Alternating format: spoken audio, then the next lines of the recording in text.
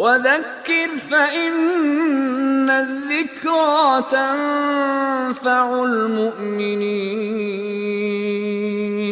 My brothers and sisters in Islam, Allah Azza wa Jalla in the Qur'an, He says, يَوْمَ لَا يَنْفَعُ مَالٌ وَلَا بَنُونَ إِلَّا مَنْ أَتَى اللَّهَ بِقَلْبٍ سَلِيمٍ.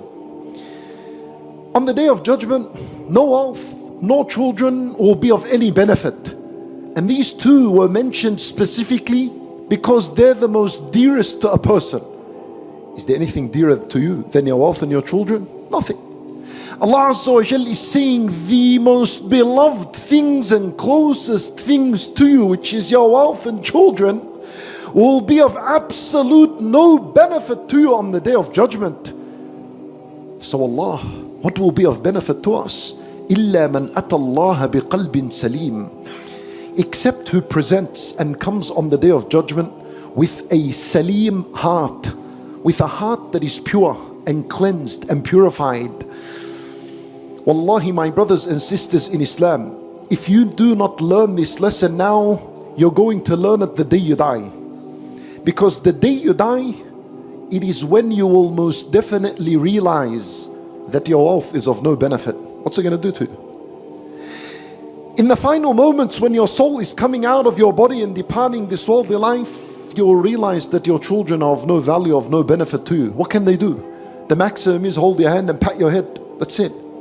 You'll realize medicine and science and technology and research and all of it, there's no point. What's it going to do?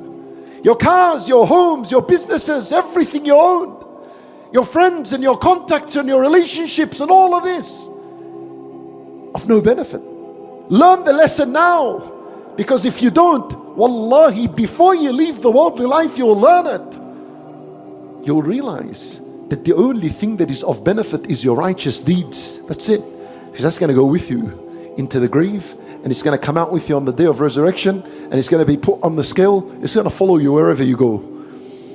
That pure heart, that pure soul, that is what is going to be of benefit. Allah tells us this in the Qur'an in multiple places.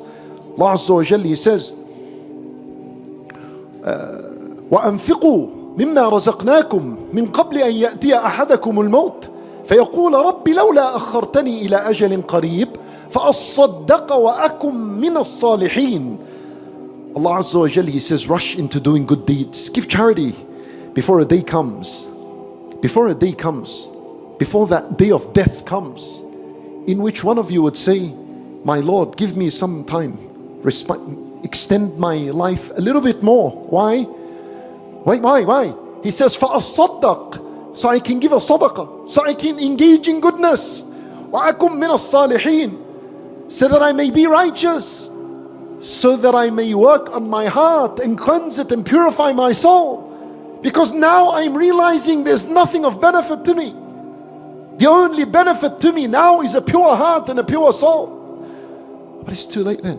وَلَنْ يُؤَخِّرَ اللَّهُ نَفْسًا إِذَا جَاءَ أَجَلُهَا. Allah Azza wa Jalla will not extend anyone's life if the time has come. Khalas, it's too late. Even we have from now until the day we die, Allahu A'lam when that is, in order for us to achieve a pure heart and a pure soul. That's what's going to benefit us.